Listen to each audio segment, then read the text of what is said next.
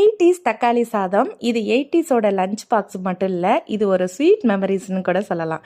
இப்போ செய்கிற தக்காளி சாதத்தை நான் குஸ்கான்னு தான் சொல்லுவேன். ஆனால் அப்போ செய்கிற தக்காளி சாதத்தை வடிச்சிட்டு கடுகு, சோம்பு, வெங்காயம், தக்காளி, பூண்டு, கருவேப்பிலை, குழம்பு மிளகாய் தூள் இது எல்லாத்தையும் போட்டு நல்லா வதக்கிட்டு வடித்து வச்சுருக்க சாதத்தை போட்டு கிளறி டிஃபன் பாக்ஸில் கட்டி கொடுப்பாங்க.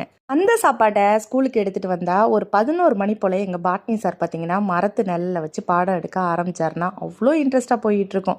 ஸ்கூலில் பெல் அடிக்கிறாங்களோ இல்லையோ வயிற்றில் பெல் அடிச்சிடும். போய் லஞ்சு சாப்பிட்லான்னு போய் பேக்கை பார்த்தா சாப்பாடை மறந்து வச்சுட்டு வந்திருப்போம். அதுக்காக நாங்கள் பட்னியாலாம் போனது கிடையாது. ஃப்ரெண்ட்ஸோட லஞ்ச் பாக்ஸை ஷேர் பண்ணி டிஃபன் பாக்ஸ் மூடியில் வச்சு சாப்பிடுவோம்.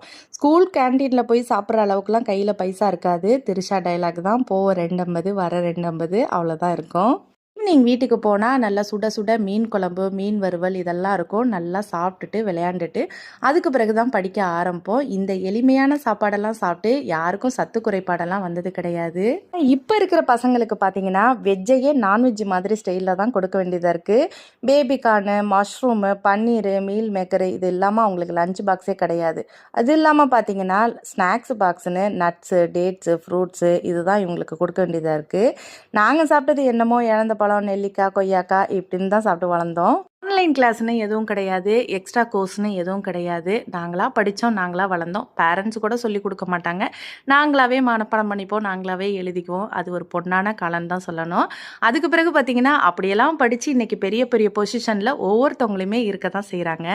பின் குறிப்பு, லஞ்ச் பேக்னு ஒன்று இருந்ததே கிடையாது. வருஷம் புதுசு புதுசாக லஞ்ச் பாக்ஸ்னு ஒன்று வாங்கினதே கிடையாது. மூடி தெரிக்காமல் டிஃபன் பாக்ஸ் இருந்ததே கிடையாது. டைட்டாக இருக்கிற டிஃபன் பாக்ஸை செவுத்தில் தட்டாமல் ஓப்பன் பண்ணதே கிடையாது. ஃபைனலாக இந்த தக்காளி சாதத்தை டிஃபன் பாக்ஸில் கட்டி மேலே கொஞ்சம் உருளைக்கிழங்கோ முட்டையோ ஏதோ ஒன்று வச்சு ஒரு கேரி பேக்கில் போட்டு கொடுப்பாங்க. அது எதுக்குன்னு பார்த்தீங்கன்னா புக்கில் கொட்டிடாமல் இருக்கிறதுக்காக தான். நீங்கள் என்ன மாதிரி 80s இருந்தீங்கன்னா ஒரு ஹாய் சொல்லி லைக் போட்டுட்டு சப்ஸ்கிரைப் பண்ணிவிட்டு போங்க.